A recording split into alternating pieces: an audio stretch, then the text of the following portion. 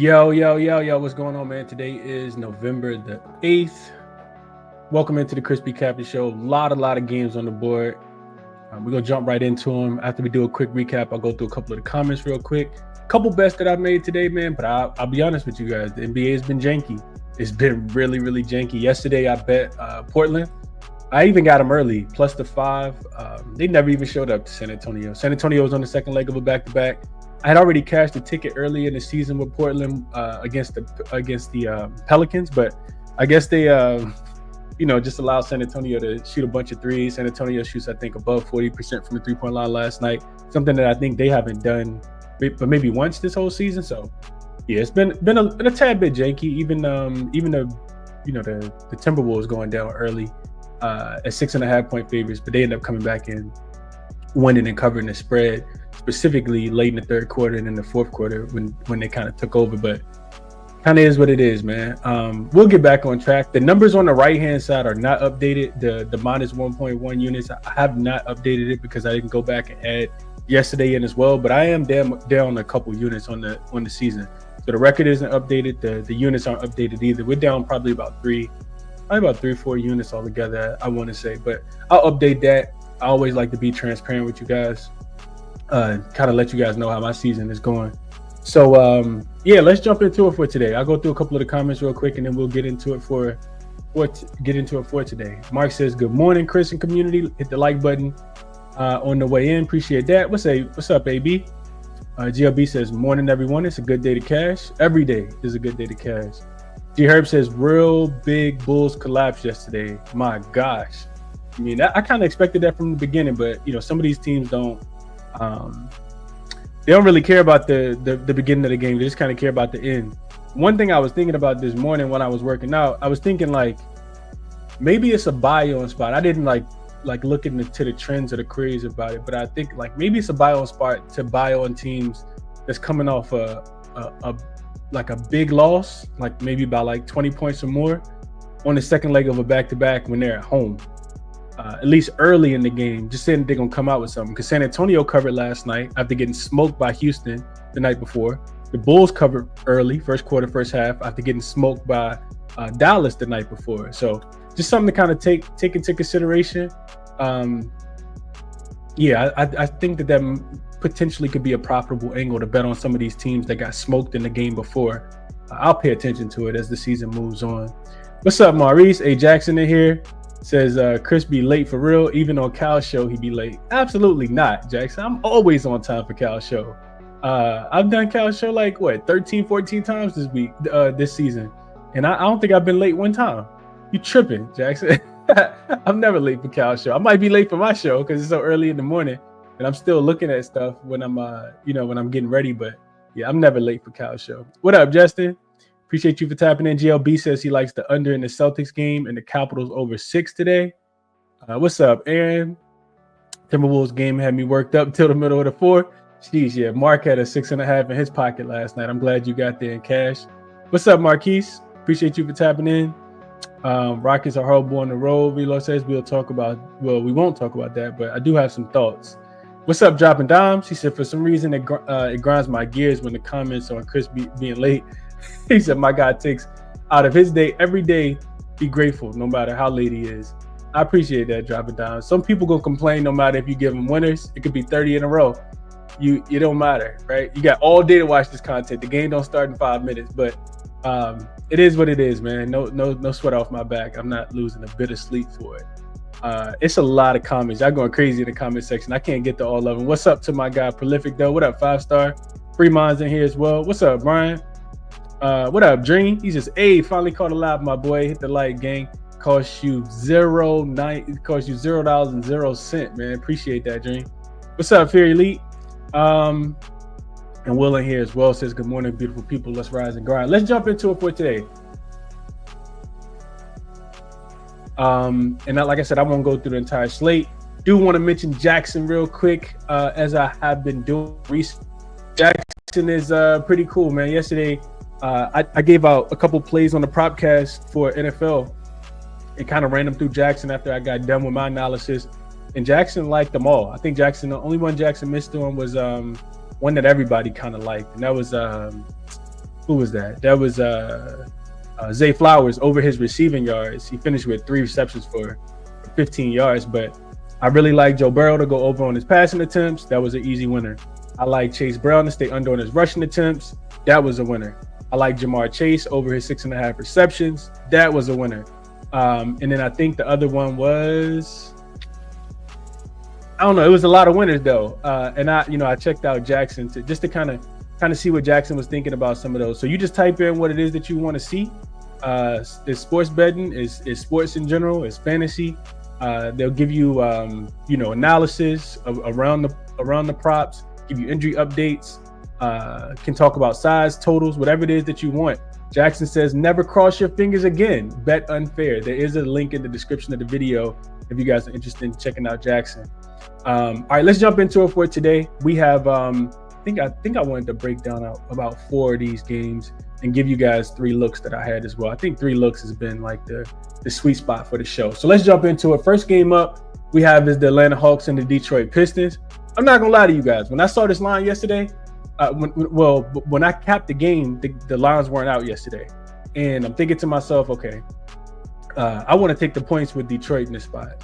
I really, really do. Atlanta has owned this team. They've beaten Detroit 8 straight times. Detroit has covered the last 2 spreads though, and the totals have gone up and over. It always seems like a game that Atlanta doesn't typically care about.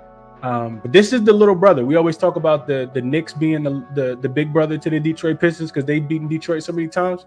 This is their other big brother, the Atlanta Hawks. They've beaten them, like I said, 8 straight times. The totals are 7-2 to the over, which tells me that Detroit never is able to really slow down Atlanta, and Atlanta doesn't care about playing defense when they play against Detroit, in my opinion. So Atlanta did take my money in the last game. They beat the New York Knicks outright, a 7-point home dogs. This is the first leg of a back-to-back. Tomorrow they got the Chicago Bulls back at home. I'm not sure how much they care about a game against Chicago though. On the Detroit side, they lost to the Charlotte Hornets by 1 point. This is the first of a homestand. They got the Houston Rockets and the Miami Heat coming into town this weekend. They played 3 straight under games, and they're 6-2 to the under in their 8 games so far this season. And of course, they lost to that buzzer beater because I think it was Malik Beasley didn't box out Brandon Miller, and they ended up winning the game by 1 on a horrible possession for Detroit, a horrible possession for Charlotte. But whatever the case might be. Anyway, let's get to the prop. I'm not playing a side in the game because I thought Detroit would be getting a few more points. I also think it's important to mention that Jalen Duren is listed as doubtful, and DeAndre Hunter is also listed as out. He is not going to be playing in this game. I think the rest of the injury report is about the same, but let me just double check it just to make sure I'm not missing anything. Yeah, it's just Duren who's listed. Like I said, he was listed as doubtful with an ankle injury. He did injure his ankle against Charlotte, didn't return. Yeah, and it's just the laundry list of Atlanta players. I don't think that you want to lay too many points with Atlanta, especially on the road. They have not done well as a favorite. They haven't done well in general this season, covering numbers. But like I said, they did take my money in that last game against the Knicks. I'm on Trae Young double-double in this spot. The line was -135 when I sent it out last night to the members. It's up to -140 on some books. It's -165 on some books as well. So shop around. I'm not big into laying too much juice on some of these player props, but -135 for Trae Young seemed a little bit cheap in my opinion, because I'm expecting him to get one. He's had a double-double in 7 of his 9 games so far this season. We know that Bufkin is not playing right now, so he's running primary point guard, secondary point guard. He's the 2 misses that Trae Young didn't get a double-double in was against the Oklahoma City Thunder, the best defensive team in the league, when they're not playing against the Denver Nuggets, of course, and the Boston game, which he didn't get one. But he also didn't even finish that game. He left with a rib injury. You go back and look at Trae last season, like I said, he's the big brother to this team. He had a 31.15 assist game to Detroit. So Detroit has struggled to guard the point guard position. I think LaMelo had 8 assists in this last game. And Charlotte isn't even a good offensive team. I'm expecting this one kind of be fast-paced and Trae to easily get a double-double in this game. So I did send out Trae Young double-double -135. When I woke up this morning, like I said, it was -140. So shop around if you're interested in tailing. The other prop in this game, which is one that you guys should be pretty familiar with, we've cashed on it 2 straight games, and I'm not going to jump off the train here. I'm not going to lie to you guys. I did think about potentially not taking Clint Capella in this spot just because I saw Jalen Duren being out. And I was like, yeah, I don't know, man. I know we've cashed 2 times in a row, and it's been sweat free as well. But I was like, I don't really like it as much without Jalen Duren being out there. But then I happened to look at Detroit rebounding numbers, and Detroit has actually allowed the fewest rebounds in the league. Detroit's been absolutely amazing, not giving up rebounds. And that was enough for me to be like, yep, I'm back on Capella. So I gave out Capella under against the Knicks the other day, another really solid defensive rebounding team, offensive rebounding team as well. And he went under in that game. I forgot who they played against 2 games ago, but we cashed on Capella. And the books keep opening this up at 8.5. It was minus 132 last night. I didn't pull the trigger. Then when I woke up this morning and I was capping the game, so I was like, you know what? Like, I'll play it. It is a little juice, like minus 140 something, depending on where you're shopping. But Clint Capella is just not getting a lot of rebounds right now, not playing a lot of minutes.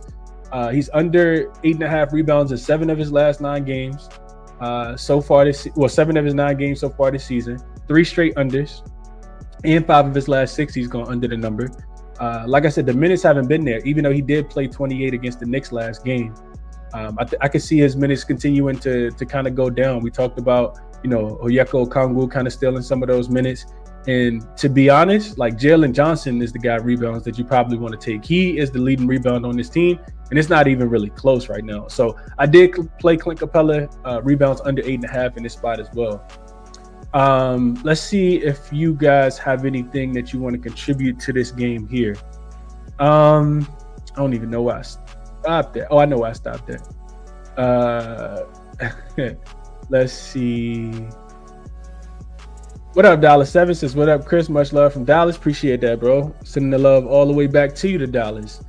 AB mentioned that during this doubtful. I did see that. She says, top of the morning. I'm on Atlanta today. I couldn't turn down the plus money.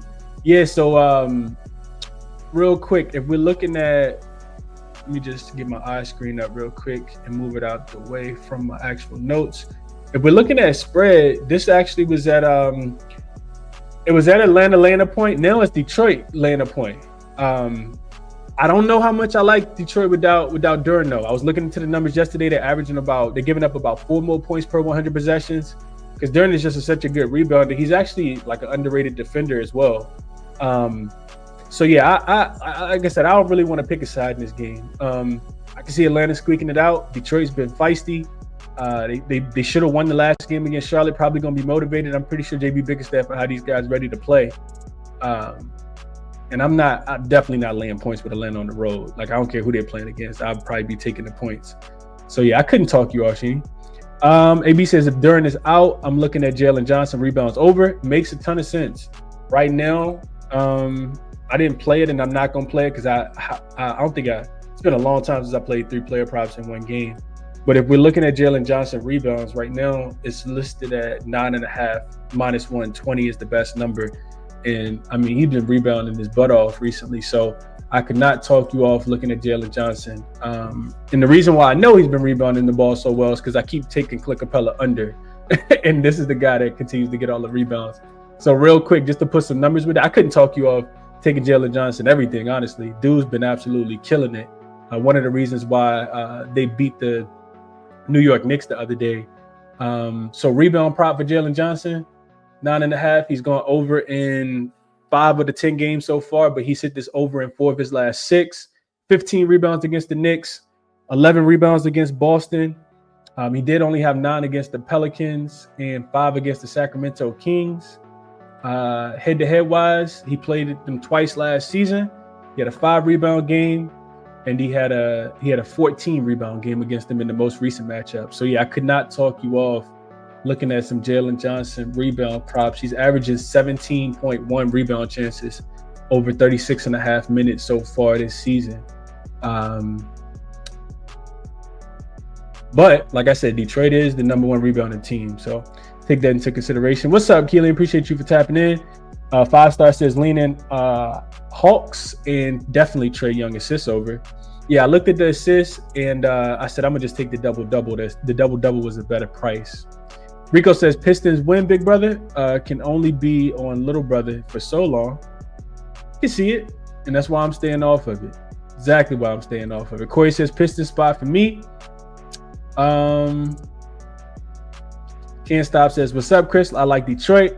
Not buying what Atlanta is selling. Yeah, it's a tough one. It's really, really tough in my opinion. So I'm going to stay off of this one. What up, Frank? Appreciate you for being here this morning. Daniel says, morning, Chris. Do you think on the point perspective, the Hawks, what do you think on the points perspective, the Hawks game? I don't have a strong opinion, which is why I'm staying off of this one. Jalen says he's taking Jalen over his rebounds and assists.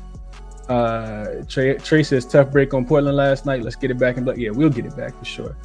Probably not betting on Portland no more for the foreseeable future. I hope they lose by 100 tonight to the Timberwolves, but I'm not betting the game.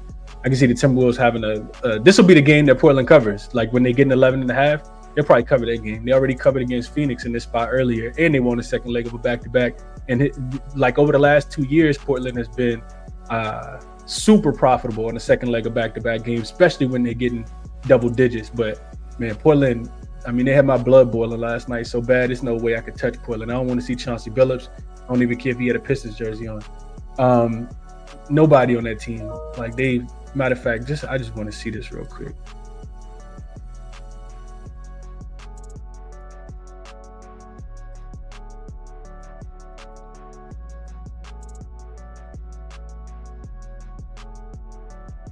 Portland's 11-3 on the second leg of back-to-back games.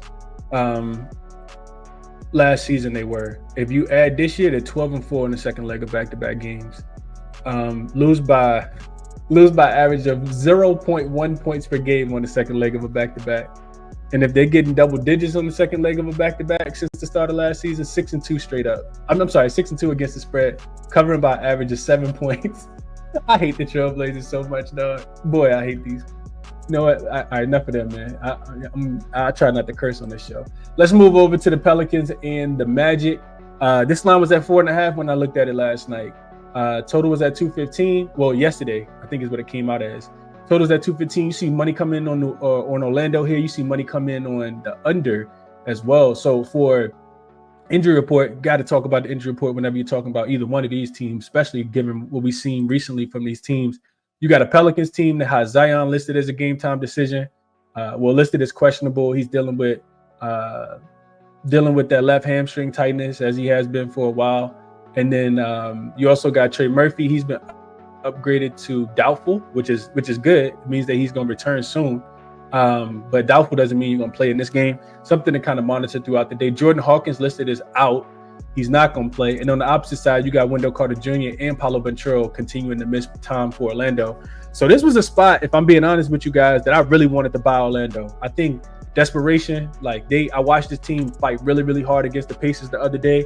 They were covering the whole entire game, just couldn't make a play late, and ended up losing that game, I think, by 8. And they were getting 4.5, 5 in that spot. But this Orlando has been really, really bad. I know people want to continue to fade them, but this Pelicans team has also been really, really bad as well. So for New Orleans, it's the first road game after 4 straight home games, and they got smoked in most of those home games. They've lost 3 in a row. Most recently to the Cleveland Cavaliers, didn't cover that spread either. Orlando, first game back home after a 5-game road trip, 5 straight losses and 7 straight non-covers.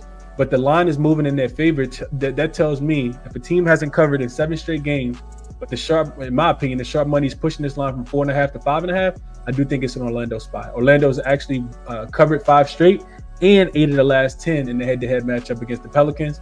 Really difficult to want to take him without Paolo. Really difficult to want to take him without Wendell Carter Jr. So I was thinking about how I want to I want to play on Orlando. I do think it's an Orlando spot, especially if Zion doesn't play. And that's something that I'm going to monitor throughout the day. But I think it's a desperation spot for the Magic, like I said. I think I've been watching the Pelicans games. The defense has been really, really bad. Like they're giving up 120 plus points in every single game. I know Orlando's offense has not been great, but it kind of feels like a spot where Orlando should probably be able to score back home in front of your home crowd. I think Franz Wagner is going to have a lot of usage in this game. I was trying to figure out a way to play him. Potentially Franz Wagner up and over his assist number. He's kind of been the point guard. Him and Jalen Suggs kind of sharing that duty. 5.5 assists was plus 105 last night. I put it on the short list, didn't play it. He's had 6 assists or more in 3 of his last 4 games that he's played without Paolo Banchero. He only went under on the second leg of a back-to-back versus the best defensive team in the league in the Oklahoma City Thunder. And he's been doing all of it. He's been doing it all since Paolo went out. Like I said, he's kind of the point forward right now. And I think against this Pelicans defense that's been pretty bad, I do think that he can have some success here. I also looked into the Pelicans numbers and they've been giving it up. As far as assists, real quick, let me just get you guys that number. They've been giving up the assists though, for sure. Let's see real quick. Yeah, the Pelicans are giving up the third most assists per game right now, behind only the Nuggets and the Chicago Bulls. So I kind of like Paolo assists more than playing aside in this game. If this number was 3.5 or 2.5, I would be all over Orlando in this spot, thinking that it is a game that they bounce back in. But I don't know. I don't know what I'm gonna do with this game. Probably won't play it. Definitely gonna watch the injury news with Zion throughout the day, and even Trey Murphy as well. He hasn't played this season yet, so we'll see how that goes. Let's see what you guys are thinking about this one, if anything at all. No Durant equals over dropping down says I kind of agree with that. I think Atlanta should be able to find some success. The other thing without Durant being there, we know Atlanta likes to attack the rim a lot. I can see a lot of lobs from Trae Young to Jalen Johnson without Durant being there, but he's not ruled out yet. So we'll see how that goes. Anthony says he's going to stay with Tim Hardaway Jr. under his 4.5 rebounds and assists. I know this has absolutely been cash, man. Somebody pointed this out last Sunday. I forgot who they were playing against, but Tim Hardaway Jr. has been somebody that is not wanting to share the basketball, to say the least. Real quick, so looking at this line, because I'm not going to play this because I already got too many props and don't want to play too many in the same game. But looking at this line real quick, Tim Hardaway Jr. this season has gone over 4.5 rebounds plus assists in one game. It actually came against Charlotte. He had 3 rebounds, 3 assists to finish with 6 rebounds and assists. Every other game, he's actually been right at 4, he stayed at 4 3 games. And the other games, he's either had 2, 1, 3, 2, or 1. So that's a hell of a hit rate. What is that? 89% hit rate on Tim Hardaway Jr. through 9 games so far this season. Could not talk you off, Anthony. Makes a ton of sense to me. What else y'all saying about this one? 5 Star says, yeah, going to put something on Jalen Johnson and Trae Young double for sure. What up, Lightbearer? Yeah, I think so, Maurice. I think you take the over in that first game that we talked about. Mark says he likes the Magic minus the 5.5. He's not even gonna wait on the Zion news, and we'll see how that goes. Whip says he's staying off. Yeah, I couldn't talk you. Staying off. Justin says he's gonna take Suggs. He thinks he has a big game. Points and assists over 24.5 here. Tim likes that line a lot as well. Maybe I need to do some digging on that. Yeah, Durant is injured, Nando. He left the last game against Charlotte. Listed as doubtful for this game. We'll see how that goes.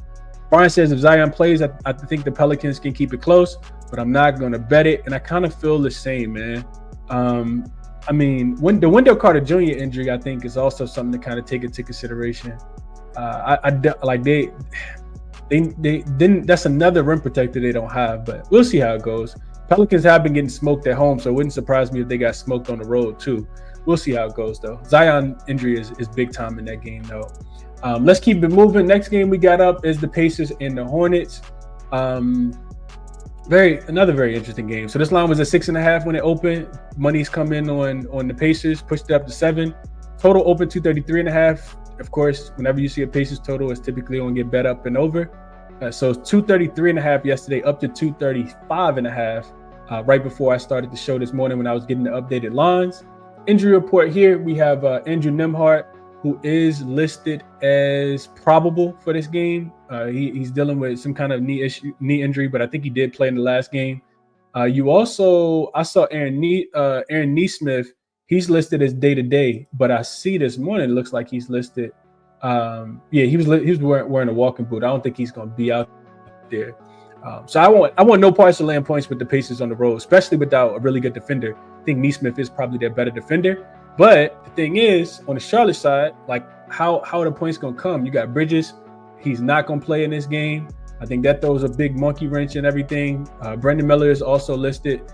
as probable. He's popped up on the injury report, but I do think he's going to play in this game. And then, of course, Charlotte's going to be without Nick Richards, continue to be without Nick Richards. So as high as this total goes, I actually think that this is one of the games that could go under. I don't think Charlotte is going to be able to manufacture a lot of points in this game. I didn't bet the total, but I just kind of looking at the total, I don't think that Charlotte's going to be able to manufacture points. It's easy. And I know that the Pacers defense has been absolutely trash recently. They're playing fast. They just really want to outscore you. They don't care if they win by 1. They don't care if they win by 5. They just really want to win. And I'll say this, these totals for these games have last year when these two teams played, the two most recent games, we saw a total that was very similar, 237 and 239. And both of those games went under last season. The Hornets are this like facade type offense that doesn't really score a lot of points. Like I talked about liking their team total under in the last game, and I mean that was an easy winner. That's probably what I should have bet. They ended up getting to 108, and that was on the buzzer beater at the ends. Probably should have finished at 106, but that game went under. And they've been an under team so far this season. 3 straight unders. 4 of their last 6 have went under with a push and only 1 over. So for Indiana, they are coming off back-to-back wins. They beat the Dallas Mavericks and the Orlando Magic. 2 straight covers for them. Big game against the Knicks on deck after losing by 25 in the Garden earlier this season. But Charlotte, last of a 2-game homestand, they actually got the Philadelphia 76ers on Sunday. They're coming off that 1-point win, like I mentioned, with Brandon Miller on the putback. They probably went out and celebrated after that win as well. This Hornets team just strikes me as still very young, immature team, but we'll see how that goes. Charlotte did beat the Pacers outright the last time that they played. They were 10-point dogs. And all that to say this, the one play that I do like in this game, because I think Charlotte will play fast, and the Pacers just influence people to play as fast as they do. I tweeted this out the other day when they were playing against the Mavericks, a much more slower paced team. I took Tyrese Halliburton up and over his 8.5 assists. Also took Tyrese Halliburton double-double, gave it out at plus 160. Because Charlotte is going to play fast, in my opinion, and because the Pacers have influenced other teams to play fast, I don't see why Tyrese Halliburton doesn't finish this game with a double-double. So I played the 8.5 assists for half a unit, played the double-double for half a unit as well. Looking at Tyrese Halliburton, started the season off a little shaky, but he's over in 4 of his last 5 games on his assist line and on the double-double. They all kind of correlate. Every game that he's went up and over 8.5 assists, he's also got 10. So that's why I played the double-double as well. In the head-to-head matchup against the Charlotte Hornets, he's had 12 or more in 3 of the last 4 meetings, 12 or more assists in 3 of the last 4 meetings. What does Indiana like to do? When I was thinking about this from a matchup perspective, they like to get downhill, attack the rim. And if Charlotte's if they're going to be without Nick Richards, which they will, and Mark Williams, I think they're going to give up a lot of points in the paint. I mean, you really got just Grant Williams out there trying to protect the rim. I don't think that's going to be enough. So I see Siakam probably having a really big game in this spot. Miles Turner probably having a really big game in this spot, bringing Grant Williams outside of the paint. So yeah, I think, Indiana attacks the rim. I think they score as many points as they want in this spot. I'm not sure if Charlotte's going to be able to keep up though. So yeah, I did play Tyrese Halliburton double-double and assists over 8.5. It's a minus 105 out there if you can find it. Sent that out to the members this morning as well. Pacers rolled unders, AB says. That is a thing. Not when they're playing against a good offensive team like Dallas though. But yeah. Rico says he likes the Pacers. Maurice says this game screams over. What up to my guy Cam? Brian says Lonzo Ball props. He should get assists and threes. Lonzo not playing today, Brian. Chicago off. Unless you mean LaMelo Ball. Then yeah, maybe some LaMelo props in this spot. I can see that. Got to remember the Pacers run teams off the 3-point line though. What's up, Cup of Joe? SK says we'll look at Jarris Walker in this spot. If we get his line 7 for 7 the last game. Okay. I hadn't thought about playing his props. AB says Josh Green over his 1.5 threes is tempting at plus 125. He will start today. I do think that he's going to be the starter. We'll see how many minutes he plays and what kind of leash Charles Lee has him on. Dream says Trey Man usage should increase with no Miles, and I would absolutely agree with that. Yes, I mean somebody got to score the ball for Charlotte, right? This is a Charlotte team that is going to be looking for points. Their offense is not great outside of LaMelo, kind of really putting his head down. Miles Bridges had 27 points, 7 rebounds, 2 assists in that last game. That's a lot of usage in 35 minutes, and he actually shot the ball well, 8 for 14. So Trey Mann coming off the bench, he only had 4 points in the last game. Shot 0 for 4 from the 3-point line in 21 minutes. We should see an uptick in minutes today. And definitely an uptick in usage as well. It's not a deep bench in my opinion. Like you have Seth, then you got a couple rookies, Taj Gibson at the center. Like this is, man. Shout out to Taj, man, but he was a -4 against Detroit in 14 minutes starting at the center position. Yeah, they're on the 3rd string center. We got to keep that in mind as well. So I think Indiana scores whatever they want in this spot. If I'm being honest. Dream says, hit the like button, man. Too many of y'all watching not to. Appreciate that from my guy, Dream. Brian says he likes LaMelo. He says, right, it's 5 a.m. in LA somewhere.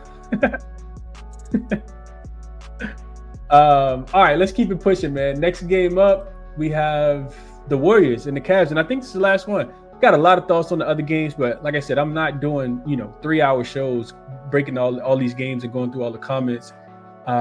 But I will, I'll send out some more plays to the members as I kind of finish the card and some of the later games for today. So Warriors and the Cavs, this line open 4.5, was bought down to 3.5, money coming in on the Warriors, which I can understand. Then it gets pushed back up to 4.5. And right now I think it is still at about 4.5. The total has come up, open 229.5. It's up to 231 right now. So some money's coming in on the over. Even though now I see it going back down, so 230.5, just depending on where you're shopping. But the consensus for the line is 4.5. So I told the guys in the Discord last night, I was like, man, I really want to take the Warriors plus the points here, but the injury report kind of scared me a little bit. So for Golden State, Brandon Podziemski is listed as questionable. He did not play in that win against the Boston Celtics the other day. He didn't play because of some kind of illness, so not sure what he's dealing with, but hopefully he can make his return. He's listed as questionable. DeAnthony Milton upgraded to questionable as well. He has not played a game. I don't know if he's played a game all season for the Golden State Warriors. Maybe he did in the first couple, but there's been at least 4 or 5 games that he has not played. But the big one, and the reason I stayed off the game, Draymond's listed as questionable. Anthony Slater tweeted out yesterday that he kind of banged knees with somebody. I didn't see it when they were playing against the Celtics, but Draymond listed as questionable. And I'm not a conspiracy theorist here or anything, but I think it makes sense if you want Golden State to maybe you like them early and you think Draymond's going to play, but the Warriors are on this is their 4th game of a 6-game road trip. I think they got back-to-back games against, I know they got the Oklahoma City Thunder coming up next. That's a conference game. This isn't a conference game. So will Golden State be fired up and motivated? It's not the first leg of a back-to-back. They play them on Sunday, but I could see them we know Steve Kerr has been very cautious with his players in the past. Steph Curry, Klay Thompson, Draymond Green. So if Draymond didn't play in this game, it wouldn't surprise me, if I'm being honest with you guys. Then maybe you get, a much better line with the Warriors. Their rim protection has been really good. Draymond's been really good too. I feel like a lot of people aren't talking about Draymond. He's been shooting the 3 well, facilitating the offense, playing at a defensive player of the year type level on the defensive side of the basketball. And that's why the Golden State Warriors have been so good. 7-1 straight up, 7-1 against the spread so far, coming off that win that we're on the right side of against the Boston Celtics. We didn't even need the 7.5. Now, Cleveland's been good as well. They're perfect 9-0 straight up, 8-1 against the number. This is the first leg of a back-to-back. They play the Brooklyn Nets tomorrow. Not sure how much they're looking forward to that game. Cleveland did win and cover the last 2 games last season. I think one of them was in Golden State, one of them was in Cleveland. They won by 8 and won by 11.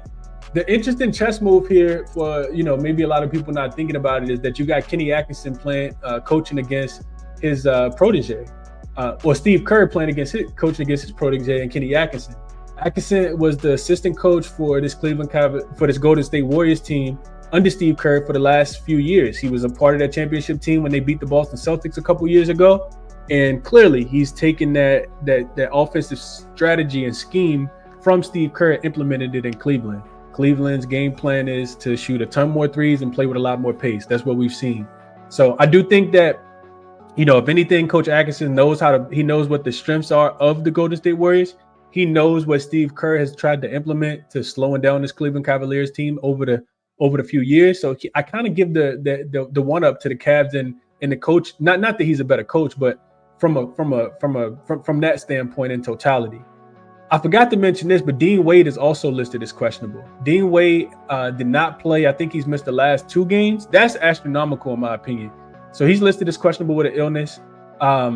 That's a big injury because Dean Wade is somebody, in my opinion, that's one of the better defenders on the Cleveland Cavaliers, especially being able to slow down somebody like Wiggins, being able to go down there and get some rebounds.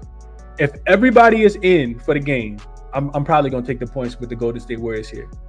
Cleveland is, when I went through and I talked about this the other day with the Boston Celtics, this is almost rinse and repeat copy type performance. Cleveland is the second best offense. Golden State is the second best defense. Cleveland is first in effective field goal percentage. Golden State second in opponent effective field goal percentage. Cleveland shoots the second most threes. Golden State limits teams from shooting. They limit teams to the fewest 3-point attempts. Cleveland, third best defensive rating, third best offense in the half court. Golden State, allowing teams to score the second fewest points in the half court. Cleveland scores the second most points in transition. Golden State gives up the second fewest points in transition. So that says maybe Cleveland team total under. I think Boston team total under did stay under in the last game. And on the opposite side, I've seen Cleveland be vulnerable and give up a few too many points, in my opinion, against some of teams that they probably shouldn't have gave up that many points to. It was just the Pelicans. I watched Dame hit 10 threes against this team as well. I don't think that their 3-point defense is as good as the Golden State Warriors. They're probably going to try to get Jared Allen in a lot of actions. And I do think that if the Warriors are making those threes and playing the type of defense that they have been playing, they're primed to give Cleveland their first loss of the season. So it's only Golden State plus the points, in my opinion. Maybe a Golden State team total over, because I don't believe in Cleveland defensively as much. I think their schedule has been a little soft. But I need Draymond Green in. And if Dean Wade doesn't play, it's definitely Warriors or nothing for me here. Stayed away from the player props. Really wanted to get there with Darius Garland, like a potential under for Darius Garland, maybe under on his 3-point prop because the Golden State Warriors defense has been so bad, but I didn't play anything in the game quite yet. Just giving you guys some thoughts. Let's see what you guys are saying about this one before we do a quick recap and jump up off of here. Road Warriors, AB says. Bryce says Chauncey got to go. I mean, he could go, but they still not gonna be any better, in my opinion, Bryce. Brian says, I like Golden State. What do you think about the under in the first half? That defense shows up again. I mean, that Boston first half under was easy. Boston is a team that does play a lot slower than the Cleveland Cavaliers do. The Cavs are probably I know they're probably top 10 in pace. It just feels like every time I watch the Cavs play, they just run zoom up and down the floor. And the Warriors are doing the same thing. So that scares me a little bit as far as pace goes in this one. Real quick, let's see if I can find those numbers for pace. Shout out to the moneyballer.com. Let's see.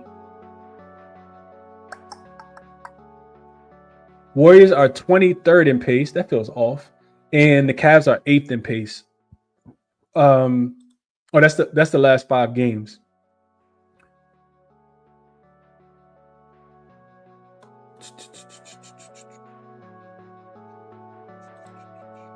Yeah. So yeah, I think they've been playing a little bit faster. Dream says, I think the Cavs get up for this one, and Agassiz should have a nice game plan for the Dubs. That's what I said, Dream.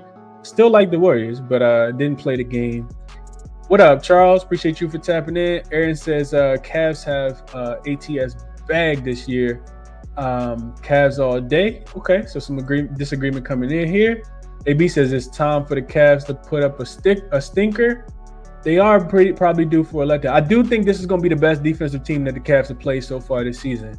The Cavs, I talked about this when I said I like the Golden State Warriors the other day. I talked about the Cavs. I talked about the Celtics schedule. So the Cavs beat the Raptors, the Pistons, the Wizards, the Knicks. Only the Knicks are good out of that list. They beat the Lakers, which I'm not sure how good the Lakers are. They beat the Magic without Paolo Banchero. They beat the Bucks twice. Barely. Beat them by 3 points over 2 games. And then they beat the Pelicans. So I don't feel like this Cavs team has been quite tested yet. But those are just my thoughts. Just my thoughts here. LJ says, I don't think the game matters to the Warriors. They made a statement in Boston. I can kind of agree with that, especially with OKC. It's a terrible sandwich spot for Golden State here with the Oklahoma City Thunder coming up next. And of course, you always want to play your best basketball against the defending champs. Kind of send a message, not to just them, but to the league. So I agree with this comment from LJ as well. It's one of the reasons I kind of stayed off the game as well. Brian says, we've been cashing on the Cavs, looking good all year, but they're about to go belly up. So he thinks it flips a little bit. What up, Blunt? He says, I think the size gives the Cavs the advantage here, Chris. Maybe we on different sides, but I think the size is going to be too much for the Warriors here. So to your point, Blunt, I was thinking about that as well, right? Jared Allen, Evan Mobley. I have so many thoughts about these games. If I talk to y'all, it'd be about 45 minutes for each game, especially when I really start dissecting these games. But when I'm looking at Golden State defensively, they've been a really good team at the rim. Like, they don't give up points at the rim. They are fifth in opponent rim frequency, second in opponent rim accuracy. This is the second best defense at giving up points at the rim. And you look at who they play so far. The Celtics had the major size advantage. They didn't really do much with it. Not so much the Wizards, but Valanciunas didn't do anything. They played Sengun. He didn't do much in that game. New Orleans with Zion. He had a pretty good game. Zubac, they did struggle with, I think, in that Clippers game a while ago. But yeah, their defense has been good, Blunt, against teams that like to get to the rim. And this Cleveland Cavalier team is not a team that wants to shoot a lot at the rim. They're 11th in rim frequency. I guess so you consider attacking the rim a little bit, but paint frequency 22nd. They're shooting a ton of threes. The second most, my fault. The fifth most corner threes. They're about middle of the pack in 3-point frequency altogether. So we'll see how it goes. SK says, I'm not fading the Cavs on a Friday night at home, though. We'll see how that goes. Cam says, Center's been eating against Golden State off the glass. Mobley isn't as much of a threat to Allen's rebounds this year. Coach got them playing farther out, and I would agree with that. Somebody had to break up the monotony there in that. So Jared Allen is playing a little bit more towards the dunker spot or in the corner a little bit more. AB says the Warriors been defending size for over a decade, and that's a fact. Draymond is no pushover, man. AB likes the Warriors. Jose says Cavs. 5-Star says Cavs. A lot of opinions here. Hot TV says Cavs here in a close one. He likes the under. Whip says strong lean to Warriors tonight. Maurice says Draymond not playing. Give me the Cavs. I don't know. He's not out. He's not out yet. Dream says Golden State third quarter. Still a thing, it seems. Yeah, Golden State early feels like it's a thing as well. Real quick on the Golden State front. So far this season, they are 6-2 in the first half against the number, but the Cavs are 6-2-1 in the first half as well. Golden State on the road is a dog, 2-0 against the spread in the first half. Cavs as a home favorite in the first half, a perfect 4-0. So battle of two teams for sure. Golden State's been doing it with their defense. It's 6-1-1 to the first half under as well. And 7-1 are their opponents in the first half, their team total, including the Boston Celtics, the last game as well. The Celtics opponents have the Golden State Warriors opponents have only gone over their team total in the first half once in 8 games so far. So something to kind of take into consideration. As a road dog, their opponents are 0-2 to their team total under as well. Maurice says Cavs should get up for their coach. I agree with that. Andrew says Draymond gets bullied tonight. We'll see how that goes. I'm not sure how that goes. I don't think Draymond gets bullied by Jared Allen. We'll see how it goes though. All right, we did a pretty good job. I didn't bet this game, but like I said, I really wanted to get there with some Darius Garland props under. And I'll wait it out. See what happens with Draymond. See what happens with Dean Wade. I want the full picture. I'm not gonna force anything early just because I'm doing the show early in this game. So let's get to a quick recap. Been on here for 50 minutes. Broke down 4 of the, I think it's 13 games for today. And let's jump into what I'm liking, man. I'll give you guys 3 looks that I played. Rest of the plays I make throughout the day will go out to the members. And it's going to be a few more props. I just want to mention this real quick. The sides have not been hitting so far. I mean, these teams are not motivated. They're not doing what they're supposed to do. Now, will that change here soon? I do think so. You got the commission, you got the whole in-season cup thing, whatever you want to call it, coming up. I think it does start next week.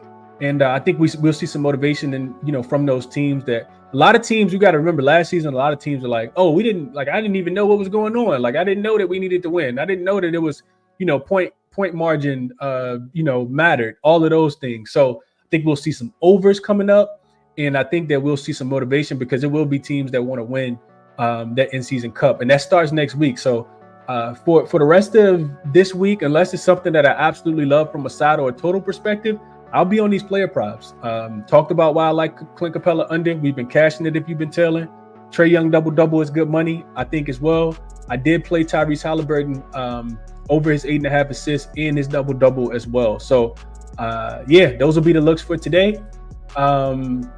Hit that like button for me on the way out. Check out these resources if you guys have not. There's resource referral codes and links in the description of the video, as they always are. Moneyballer.com.